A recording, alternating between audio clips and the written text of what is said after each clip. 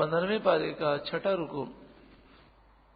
यूं तो कुरान मजीद फुरकान हमीद की हर आयत नूर अला नूर है, लेकिन बाज आयतें बाज मज़ामीन के लिए बड़ी अहमियत की हामिल हैं। ये जो आयत करीमा अब पेश की जा रही है, ये वो आयत है कि जिसमें लड़ाई झगड़ों से बचने का तरीका बताया गया।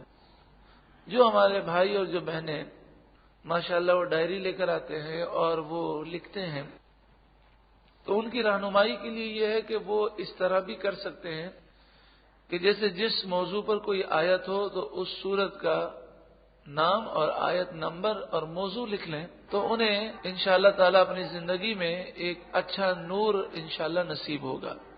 आमतौर पर जितने भी लड़ाई झगड़े होते हैं वो गलत फहमी की वजह से होते हैं, और गलत फहमी शैतान फैलाता है।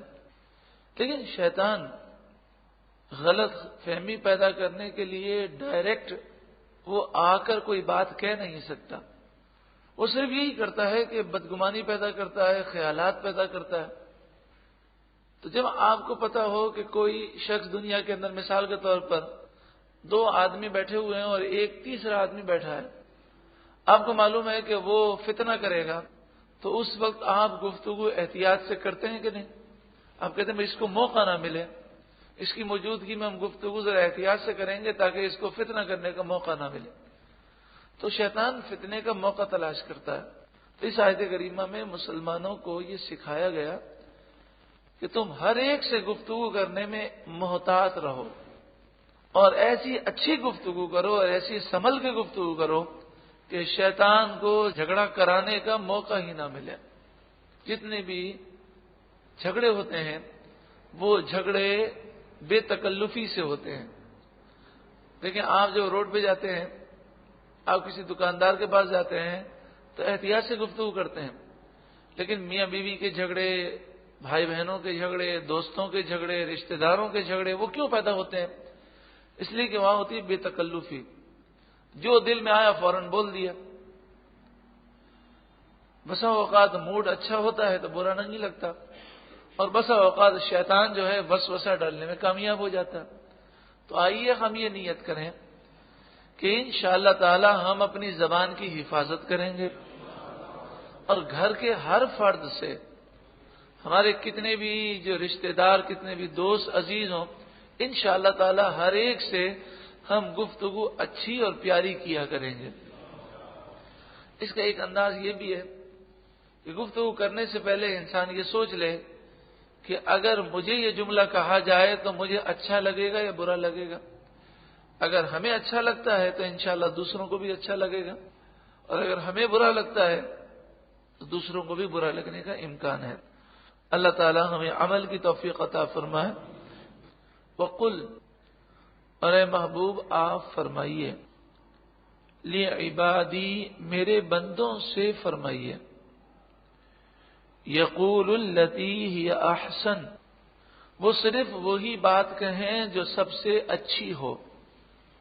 इन्न शैतान यंज़गु बैनहुम, बेशक शैतान उनके आपस में फसाद डालता है, झगड़ा डालता है।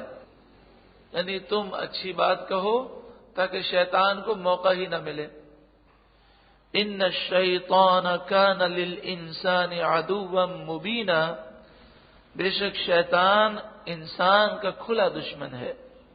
रब्बुकुम अअलमु बिकुम, तुम्हारा रब तुम्हें खूब जानता है। इन यशा यरहमकुम, अगर वो चाहे तो तुम पर रहम करे। औ इन यशा युअज़िबकुम, या वो चाहे तो तुम्हें अजाब दे। वमा अरसलनाका अलैहिम वकीला, अरे महबूब हमने आपको इन लोगों पर वकील नहीं बनाया, यानी इनके गुनाहों और इनकी बुराइयों के आप जिम्मेदार नहीं हैं। व रब्बुका अअलमु बिमन फिस समावाति वल अर्द, और तुम्हारा रब खूब जानता है उसे जो आसमानों में है और जमीन में है। وَلَقَدْ فَضَّلْنَا بَعْضَ النَّبِيِّينَ عَلَى بَعْضٍ، اور ضرور بے شک ہم نے بعض نبیوں کو بعض پر فضیلت دی۔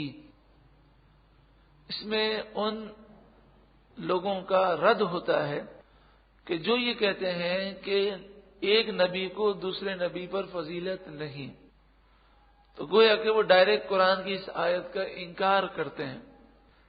اس کی وجہ کیا ہے کہ وہ ڈاکٹر اور انجینئر اور وکیل ٹائپ کے لوگ ہوتے ہیں، قرآن کا ترجمہ پڑھ کر شروع ہو جاتے ہیں۔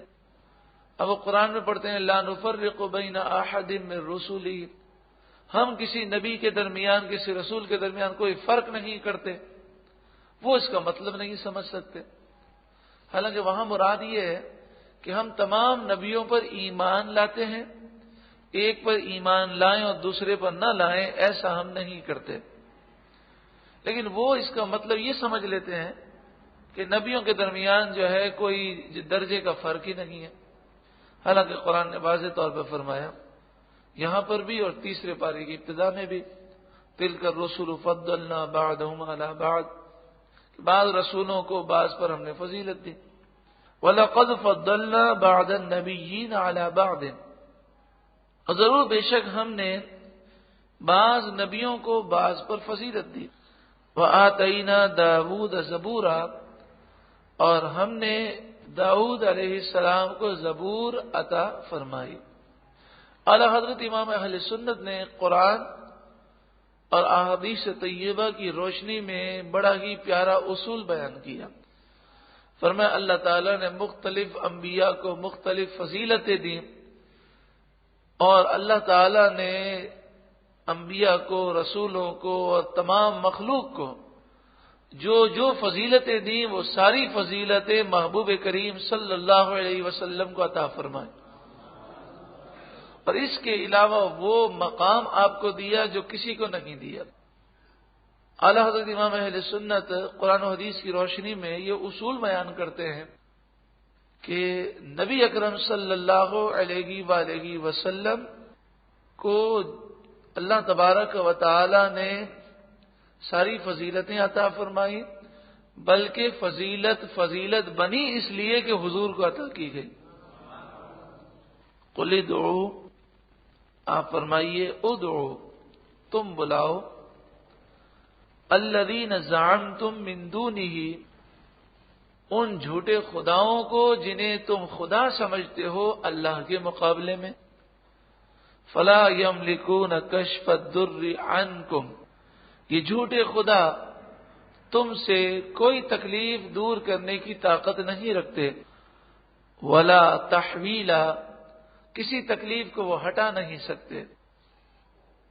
مشرکین مکہ جنات کی ایک جماعت کی پوجا کیا کرتے تھے، وہ جنات کی جماعت جو تھی وہ مومن ہو گئی، اور وہ رسول اللہ صلی اللہ علیہ وسلم پر ایمان لے آئے۔ تو انہیں بتایا گیا کہ جن جنات کی تم پوجا کرتے ہو وہ تو مومن ہو چکے ہیں، اور وہ اللہ کا قرب حاصل کرنے کے لیے وسیلہ ڈھونڈ رہے ہیں کہ اللہ کے نیک بندوں کا وسیلہ مل جائے جو انہیں اللہ سے ملا دیں۔ تو تم انہیں ابھی تک خدا سمجھے ہوئے ہو، حالانکہ وہ تمہارے شرک سے اور تمہاری حرکتوں سے وہ بیزار ہیں۔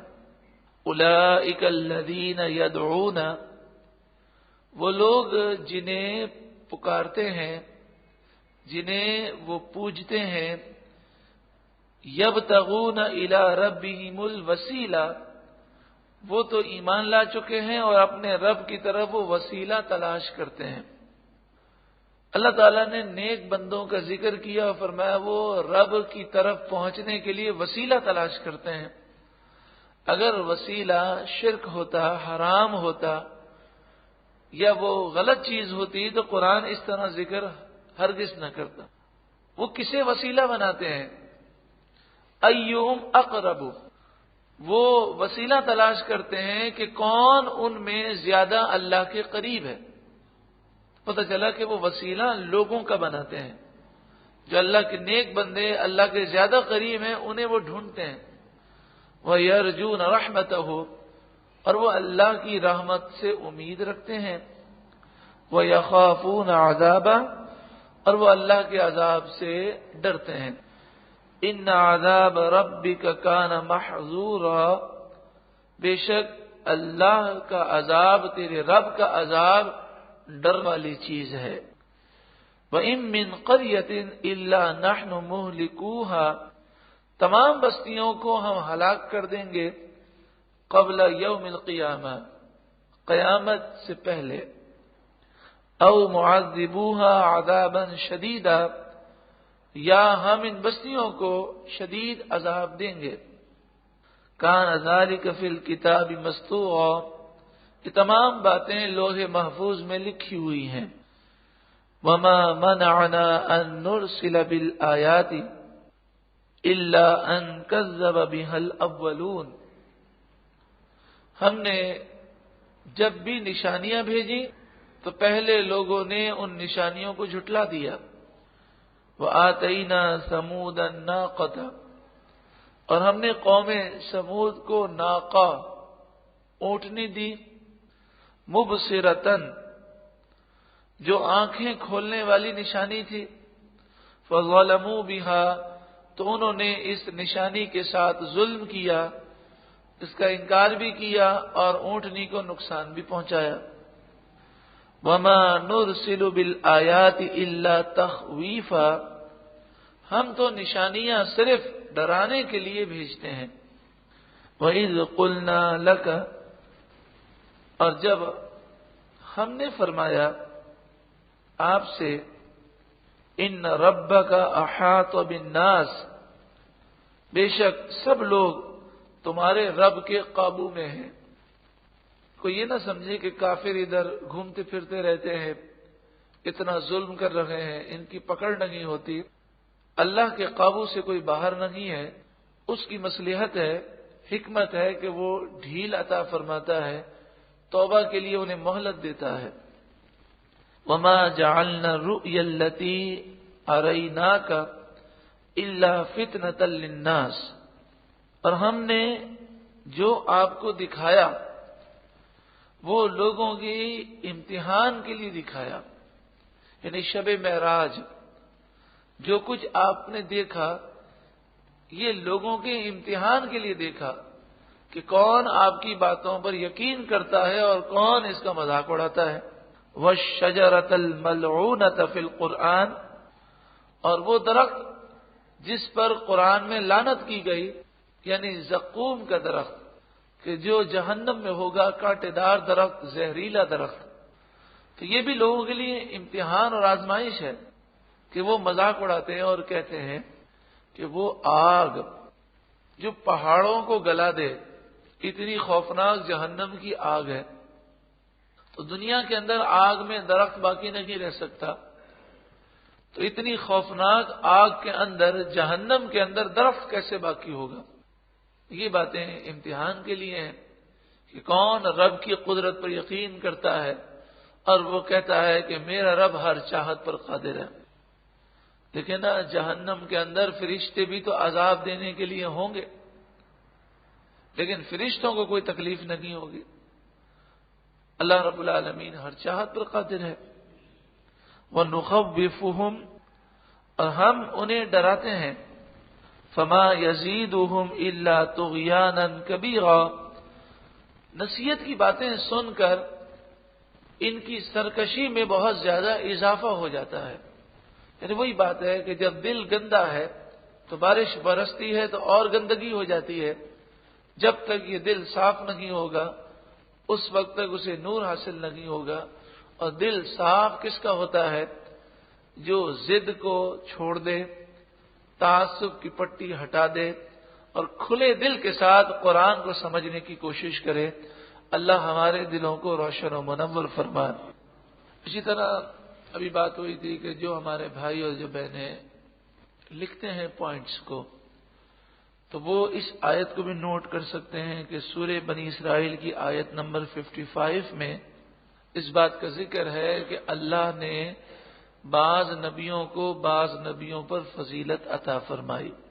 اسی طرح آیت نمبر 57 میں نیک بندوں کا ذکر ہے جو اللہ کی طرف وسیلہ تلاش کرتے ہیں، اور اس آیت میں وسیلہ ان لوگوں کو قرار دیا گیا ایہم اقرب، جو زیادہ اللہ کے قریب ہیں۔